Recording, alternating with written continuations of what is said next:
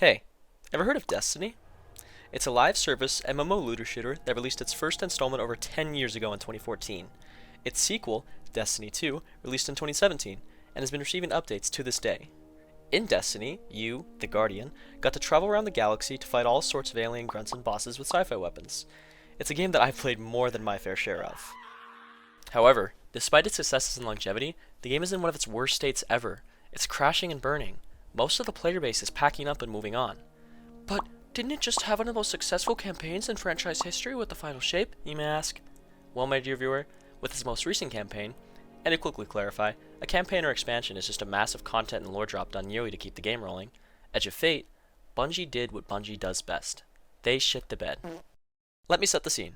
It's 2014, you're just a stupid preteen who doesn't think about much more than video games and Cartoon Network, and your older brother introduces you to Destiny.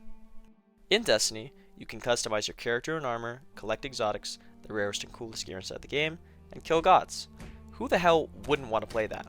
So, you boot it up, only to become immediately horrified by the Hive, the space demons of the franchise. But you play on, complete the campaign, which is the centralized story of the game. Afterwards, you can play through Strikes, a 3-player co-op mode that allows you and a fire team to face off against a boss, or even Crucible, Destiny's PvP game mode, and maybe, if you're feeling up to it, some exotic quests and raids. Raids are, by no stretch, the best part of Destiny. You and 6 other players take on the greatest challenge the game has to offer, for its best possible loot. It's an absolute blast. You play campaign after campaign, year after year, House of Wolves, Taken King, and eventually the magnum opus, Rise of Iron, and its raid, Wrath of the Machine. It's very easily the best gaming experience you've ever had. But then,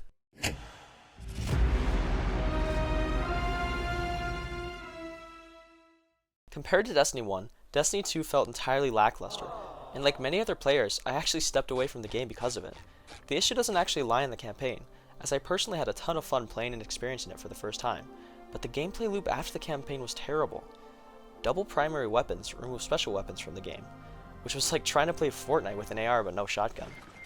It was a completely tone-deaf decision, and post-campaign content was entirely lackluster, including the new raid, Leviathan, which I personally did not enjoy at all.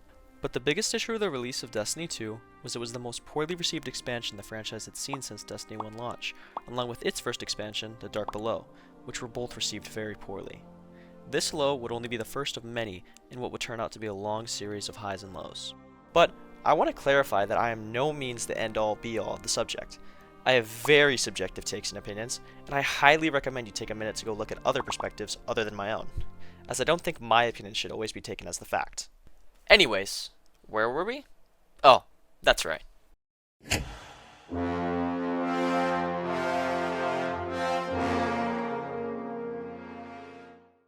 I really want to clarify to everyone watching that I took a pretty significant break from the game for a few years here, so for the next few sections, just take what I have to say with a little grain of salt, as this entire video is just made from my perspective and thoughts.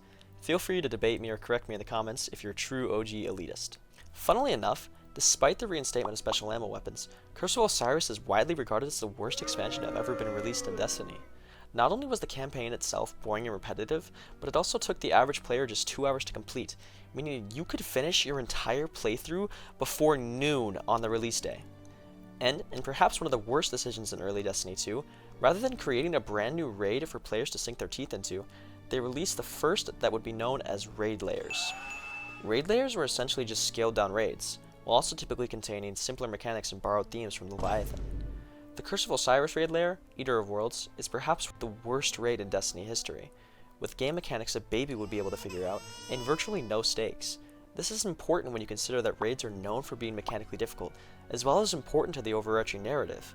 I fortunately skipped the Curse of Osiris, so I shouldn't speak on it too heavily, but from first-hand accounts from friends and other creators, it's considered to be universally terrible.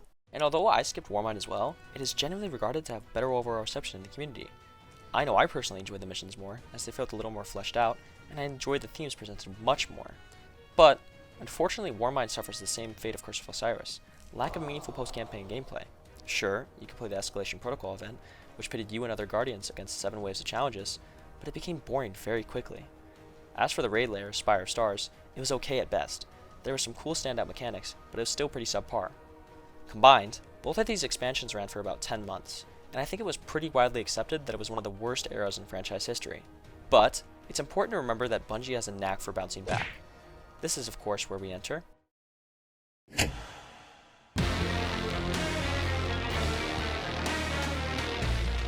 Regrettably, I didn't play Forsaken on release. I was still a younger teen and didn't have the pocket change to buy a new expansion, and instead was wasting all my money on V-Bucks. But, nonetheless, Forsaken was a masterpiece. Compared to the last few pieces of content that Bungie and Activision had cooked up together, Forsaken was in a world of its own. It felt like everything that Destiny 2 was supposed to be was finally there. There was hype, incredible story, brand new unforgettable locations, specifically the Dreaming City. It was amazing. And remember how I mentioned earlier that the raid was the best part of the expansion? Well, it makes sense for one of the best expansions to have one of the best raids. The Last Wish was just like any other raid, but rather than following the normal raid formula, which had 4 separate mechanically unique encounters with 2 bosses total, or raid layers 3 encounters and 1 boss,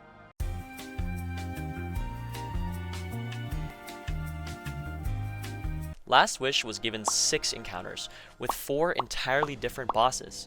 Forsaken did such an incredible job at breathing life into the game, and it was the first time in a while that the game was truly enjoyable to a mass audience. However, Forsaken also did something different. It introduced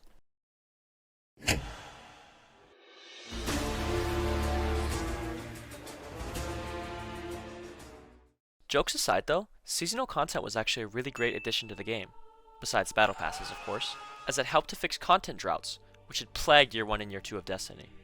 Rather than releasing massive expansions back to back, Bungie would release 4 90-day seasons to give players new content to consume.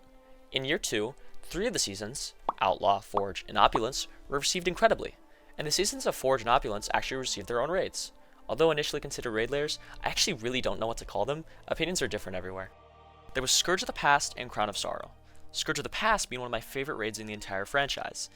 It is based in the ruins of a portion of Earth's last city, which essentially is the bastion of humanity, where you fight off a group of Fallen, attempting to steal technology from a forgotten group of society called the Black Armory.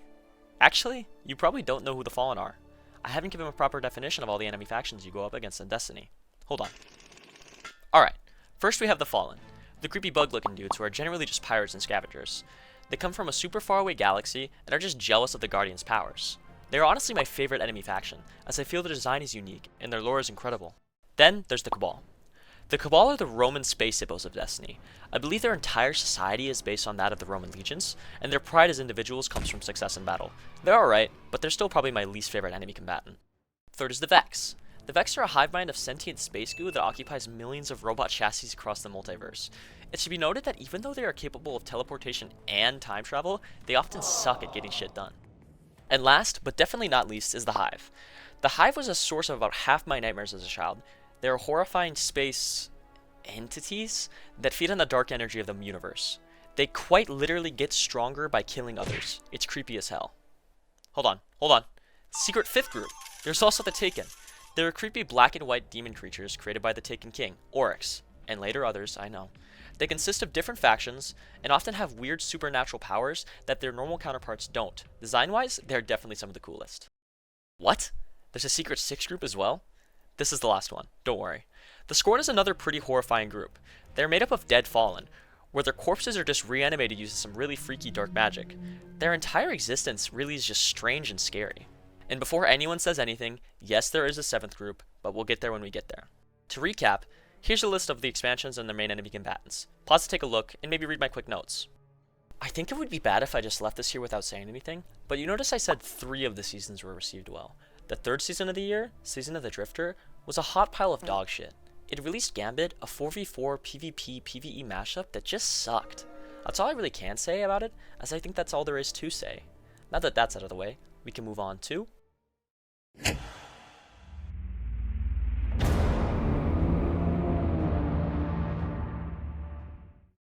Shadowkeep was actually my return to Destiny. However, I kinda picked a bad spot.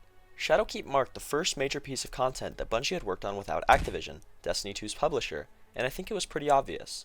Overall, the story lacked depth, and the gameplay was okay at best. I enjoyed it, but more because it was my first experience in 3 years playing the game, rather than it actually being incredible content. Shadowkeep was just okay. The raid ended up being fine, and the post-campaign content as a whole was okay, but that's it. It was just okay. What's not okay is how they massacred the seasonal archetype.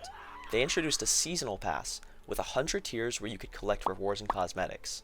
Sound familiar? Not only did seasons start to become incredibly boring and repetitive, with an average of only 1 or 2 being fun throughout each year's expansion, but it would cost you an additional $30 for all the season passes on top of the $40 for the expansion. That price difference remained true for Forsaken, but the reason I didn't mention it is because it felt worth it then. I think the only other notable difference for the changes to seasons was they no longer released 2 raids a year, but 2 dungeons. Dungeons were just 3-person mini-raids that are generally pretty solid. However, they still lack that incredible feeling that is a raid. I'd say one of the redeeming factors of Shadowkeep was the Season of Arrivals and the Prophecy Dungeon. The Season of Arrivals was the last season of the year, and brought the giant Dorito spaceships that had been teased for years into the game, while Prophecy was the Taken-themed dungeon, with an incredible atmosphere and theme. Season of Arrivals was also the lead-up to one of my favorite expansions ever.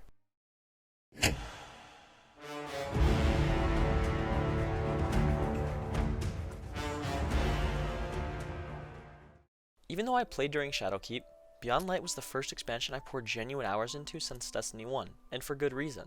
It felt like Bungie had finally gotten into stride as a standalone developer. The campaign and story was incredible to play through, and the atmosphere was downright enchanting. Not to mention, the greatest raid to have ever been released, Deepstone Crypt. Anyone who has played the game is no doubt laughing right now, but just give me a moment to explain. Not only was the idea of raiding an ancient robot factory in the ice moon Europa incredible, but I would say the biggest plot twist in raid history had occurred here, that being the aforementioned robot factory, Deepstone Crypt, which had been teased in game for years, wasn't underground, and was in fact a space station. Not to mention the music. Just listen to this.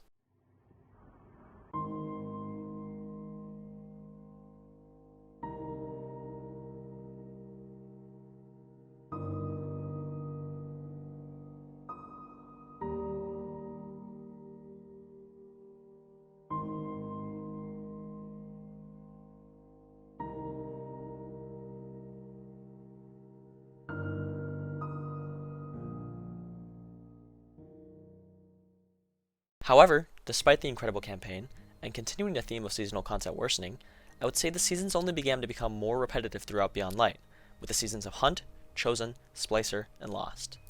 Splicer and Lost were definitely the standouts, but I loved the season of the Splicer especially, as it was by far the most I ever played the game, largely due to the first ever raid reprisal, Vault of Glass from Destiny 1. Vault of Glass was the first ever raid to be released in Destiny 1, and it was an absolute treat to hop back in and go fight Atheon and the Vex again. Beyond that, I feel the only other notable parts of Beyond Light were the 30th anniversary event, which cost like $25, meaning the average fan spent around $100 for a year's worth of content, and the release of the next campaign being delayed 3 months. That of course being...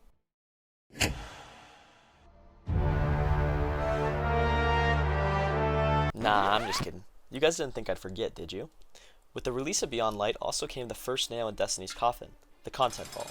The Content Vault was, by far and away, one of the worst decisions Bungie ever made.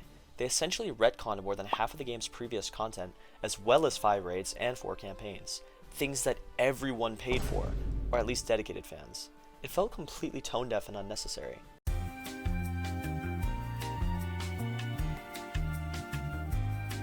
The main reasoning was storage, but the amount of community complaining about storage was small, and it was mostly a new/never-played-before player group. It was odd that Bungie would rather appeal to them, as most veterans were paying a small fortune each year. The Content Vault killed much of the player base, and although they did a lot of work to try and reverse the effects, in an absolutely tone-deaf move, the vaulting continued on into...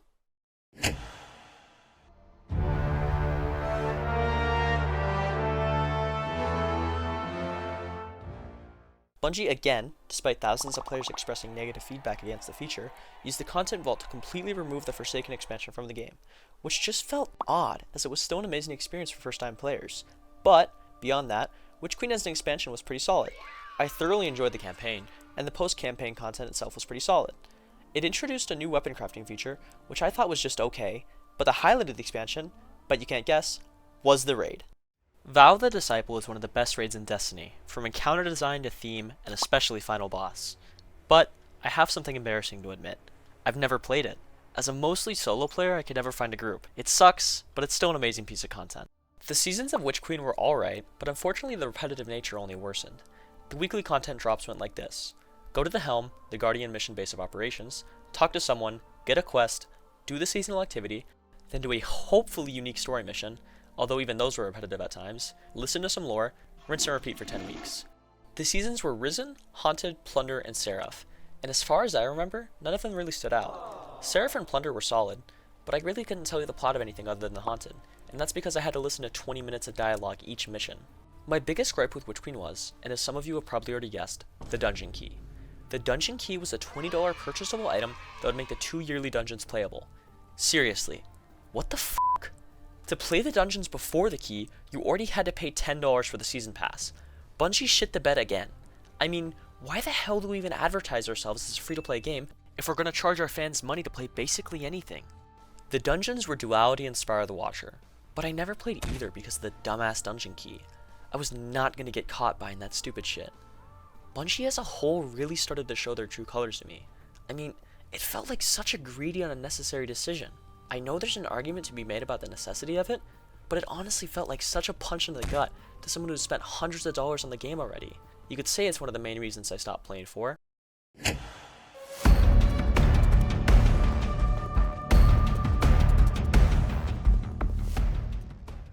For most of late Witch Queen and the entirety of Lightfall, I took another massive break. I was burnt out and fed up, but rather than giving you the same spiel as last time, I'll just shamelessly ask you to like and subscribe. I plan on making tons of anecdotal and informational videos on video games, movies, and all other types of media, so please consider it for future content.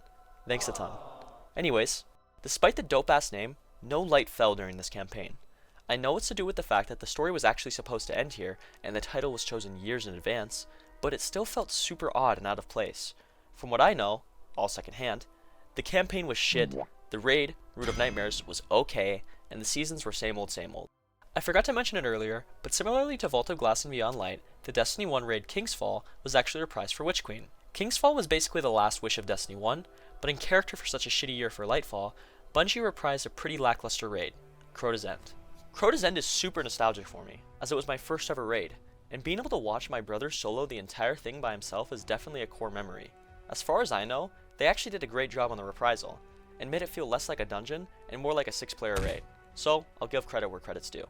But, overall, this was a really big low for Bungie and the community, and they would have to step up big for...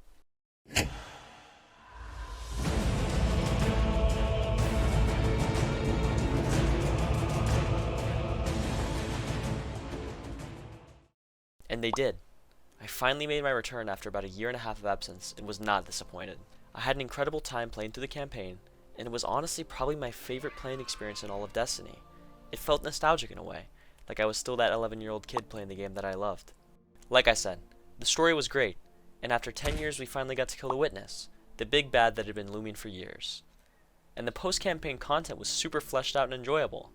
The raid was absolutely amazing, but again, due to my solo player status, I couldn't play. From what I know, it was similar to Last Wish in terms of size, and it was a really satisfying end to the saga. A 7th enemy faction was also introduced, the Dread. They technically already existed as bosses and mini-bosses for 2 years, but whatever. It was a pretty cool faction, but in my opinion, they're not super notable or recognizable like the others. For the final shape, Bungie nuked the seasonal system, instead replacing it with Echoes. But, just to be transparent with you all, that's where my story ends. As a matter of fact, playing this game to gather footage marks the first time I played since the launch of Final Shape. But let me tell you why that is, as well as trying to explain why the entire community is ready to give up. Because it feels the most blatantly obvious to me, I'll touch on corporate greed first. To me it seems that year after year, Bungie continues to make poor decisions in regard to the game, as well as the needs of the community in pursuit of profit. Things like dungeon keys, the layoffs, where Bungie fired hundreds of employees at a time, and scandal after scandal just left my mouth tasting sour constantly. And as a generally more casual player, I'm always left wondering, why does the game cost a fortune each year? I understand it's a live-action game studio, and it can only continue to live through the money of its most active players. But maybe that's where the issue resides? Maybe we should have had a Destiny 3 by now. I would much rather spend $50 on a brand new game every 3 years than whatever the hell is going on right now. And I won't get deep into this tangent, but displaying yourself as a free-to-play game is pretty scummy. As anyone who has ever played the game can tell you, you can't do an ounce of meaningful content for free. Player burnout is completely real too. Many of us have been playing since 2015, and it gets to a certain point that the gameplay loop just becomes unbearably boring, with little variation. Grind this challenging mission over and over again to gain minor increases on stats and levels. It gets to a point. Sunsetting and vaulting were abysmal choices as well. It is simply the act of removing paid-for content, as well as hard-earned weapons and rewards. I understand that storage is an issue, but then why did it cost me 125 gigabytes to download Destiny again anyways? Just give us the rest of the content and make it 250 gigabytes for all I care. It also felt super odd because after 4 years, they just removed weapon vaulting entirely. Why did it even happen in the first place then? And if the option was always there to just bring the guns back, why didn't they revert it in the first place before losing a huge chunk of the player base? I find it really sad that I haven't once had the urge to spend $40 on Edge of Fate. I mean, most of the time, situations like these are exactly how I get addicted to Destiny again. I never once thought I would play the final shape, but I just checked it out out of pure interest and curiosity and got hooked. I didn't get hooked this time. I feel Destiny has lost its magic. There is a possibility I could come back, and I know many of the big creators in the community who have left have also stated that they will return, but for me, and for many others at least, it's going to take a whole lot more than it has in the past. So, the video was actually supposed to end at that note, but in the few weeks I've spent writing, recording, and editing, there's been some new developments. Destiny 2 at the moment has hit record average player count lows, lower than its previous lower player count in Curse of Osiris, where Bungie stated on record that they were months away from shutting down Destiny 2. As of right now, and it hasn't happened yet, but the game will likely reach an average player count of below 10,000 for the first time in history. So what is all this to say about the state of Destiny 2? Well, with the dwindling player base, a game engine that is used to blame all the game's limitations on, and overall staleness of content, it may simply be time to rip the band-aid off and make Destiny 3. Hell, they should have made it after Final Shape. It would be sad to see my favorite franchise die a slow death, so I truly hope Bungie makes a decision, and soon, on how to save the franchise. Okay, wow.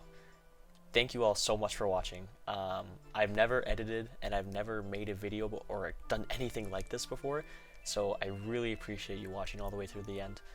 If you want to like or subscribe or anything like that, it would be much appreciated. I plan on making more content, multimedia, really just anything that interests me at the time. YouTube is great, and learning all this has been a treat, and I'm really glad to have been able to do it. On that note, I want to really thank Kendaji. He is a YouTuber on the platform, makes really cool content. He's made one or two, really good videos, and he's kind of held my hand through a lot of this process. So I want to give him a special shout out. I'll link him in the description. Go check out his videos because this is probably all I have right now. Beyond that, thank you to basically anyone who supported me up to this point.